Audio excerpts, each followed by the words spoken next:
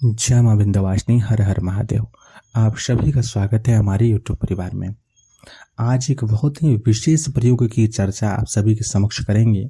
यह प्रयोग आपके अपने कुल की अधिष्ठात्र शक्ति की कृपा प्राप्ति हेतु है तथा यह प्रयोग पूर्ण रूप से हवनात्मक प्रयोग है और इसको हर उस व्यक्ति को करना चाहिए जो कहीं ना कहीं कुल शक्ति के श्राप से ग्रसित है, पितृ शक्ति के श्राप से ग्रसित है, किसी प्रकार की देव दंड उसे प्राप्त हो रहा है, यानी कि पूजा पाठ में कोई गलती हुई हो, किसी मंदिर में किसी प्रकार से जाने अनजाने में उनसे अपराध हो गया हो, श्री विग्रह का खंडन हो गया हो, मंदिर का कोई चीज टूटा हो, या आपने कभी भ्रमवश किसी प्रकार की चोरी कर ली हो मंदिर में, तो इस प्रकार के कृत्य करने के कारण क्या होता है कि देवों का श्राप लगता है, देवताओं का श्राप लगता है, कुल की शक्तियां पूरी तरीके से रुष्ट हो जाती हैं और आपका दिमाग इतना उच्चाटित और भ्रमित हो जाता है कि आपके पास सारे योग्य साधन होने के बावजूद भी आप कुछ नहीं कर सकते। हो सकता है आपके पास करोड़ों का प्रॉपर्टी हो लेकिन आप बैठ के खा भी सही से नहीं पाओगे। आपके घर के सामने हो सकता है कि 20 लाख का कार खड़ा हो लेकिन आप उस कार को हिलाने के लिए उसमें पेट्रोल डालने की भी क्षमता आपके भीतर नहीं रहेगी। यह स्थिति उत्पन्न होती है कहीं ना कहीं देव श्राप से, पितृ श्राप से। कहीं ना कहीं देव और पितृ रुष्ट होते हैं, कुल की शक्तियां रुष्ट होती हैं। तो ऐसे कंडीशन के लिए, ऐसे समय के लिए विशेष करके, और जब भी आपको ऐसा लगे कि हाँ मैं बहुत कुछ करने का कोशिश तो कर रहा हूँ, चाहता तो हूँ, लेकिन इतनी अधिक भ्रमित हो चुके हैं कि समझ ही नहीं आ रहा है क्या करना है। आप किसी से बार बार प्रश्न करते हैं, कष्ट क्या है मुझे बताइए, मेरे पास मुझे क्या परेशानी है, इसका मूल कारण क्या है आप बताइए। तो जब भी आप जानो कि एक जगह आप जाके अटक गए हो ना, आपको प्रश्न का उत्तर नहीं मिल पा रहा है या फिर आप एक व्यक्ति के उत्तर से संतुष्ट नहीं हो पा रहे हो, तो आप 100% मान के चलो कि यह देवदोष है, यानी देवों का कोप है आपके ऊपर। ठीक है, यह चीज मान लेना चाहिए, चाहे वह वैचारिक अवस्था के कारण हो, देवताओं का किसी प्रकार से आपने अपमान किया हो, उसके कारण भी यह वैचारिक अवस्था आपके साथ उत्पन्न हो गई हो, घटित हो गई हो, तो भी आप इसी अवस्था को प्राप्त हो जाओगे। तो इस अवस्था में हमें कैसे क्या करना चाहिए, इसके लिए एक बहुत ही सरल विधि जो है आप सभी के समक्ष प्रस्तुत है। आशा करते हैं कि हर वह व्यक्ति इससे लाभ प्राप्त करेंगे जो साधना मार्ग पे आगे बढ़ना चाहते हैं। उससे पहले हम आप सभी से निवेदन करेंगे कि कृपया चैनल को सब्सक्राइब कीजिए, वीडियो को लाइक कीजिए। आपके कोई प्रश्न हो तो आप कमेंट करें। टेलीग्राम ग्रुप का लिंक और हमारे दूसरे चैनल सिद्ध सावरी विद्या का लिंक इसी वीडियो के डिस्क्रिप्शन में दिया हुआ है, उसे भी सब्सक्राइब करें। दोनों चैनल्स पे तंत्र संबंधी विभिन्न विषयों पर रोचक जानकारी समय समय पे आती रहती हैं। आइए आरंभ करते हैं। सर्वप्रथम आपको ये सामने दो समस्या होगी। पहला, या तो आपको अपनी कुल देवी के विषय में जानकारी होगी कि कुल देवी कौन है, या दूसरा आपको पता ही नहीं है कि कुल की शक्ति कौन है।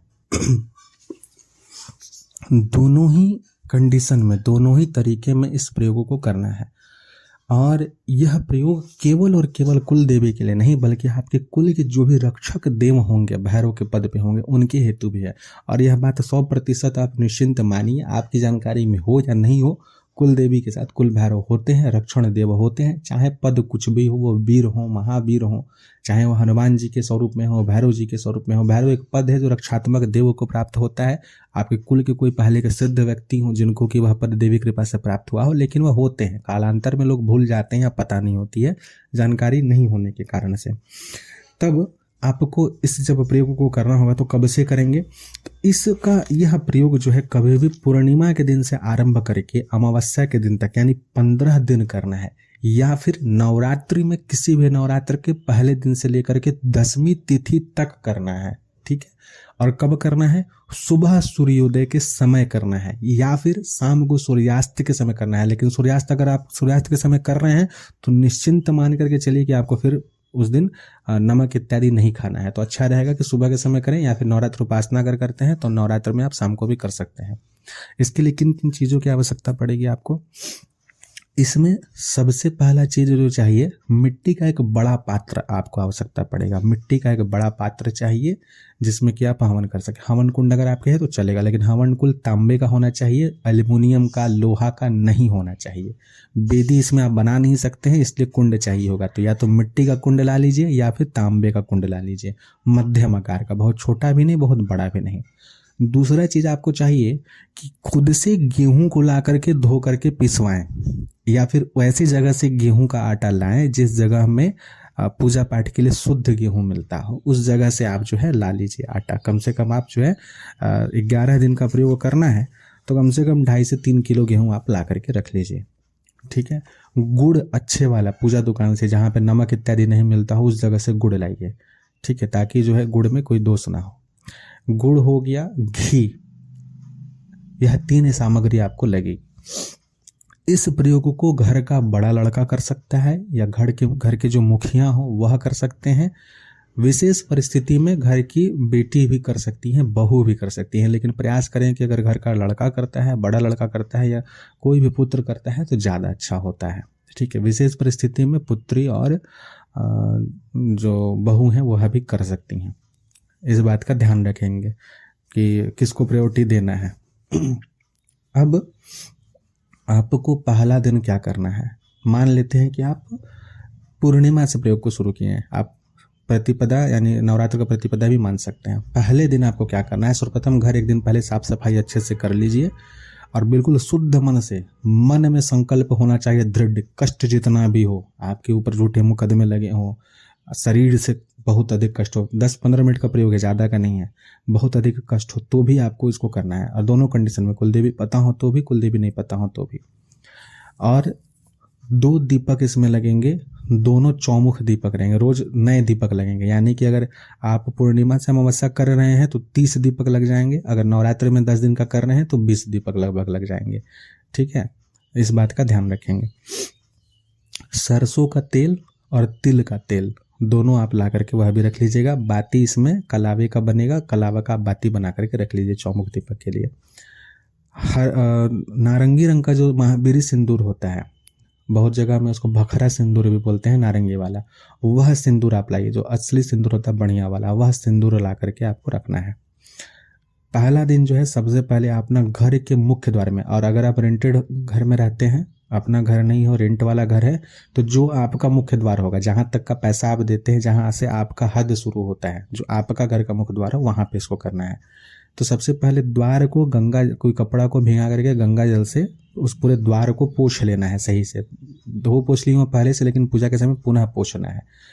कुश जो होता है वह एक कुश जो है पूजा दुकान पे मिल जाएगा, कुश की लकड़ी को लाइएगा, 3-4 कुश रहेंगे, और आम का पत्ता, इन दोनों को मिला करके, आम का पत्ता का आगे का भाग आप काट लीजिए और पीछे के भाग में कम से कम 3 कुश के साथ उस पत्ते को बांध दीजिए, और उस पत्ते को जो है गंगा जल में डुबा करके उसमें उस कुश के उस पत्ते को जो है अपने मुख्य द्वार के ठीक बीचों बीच आपको लटका देना है।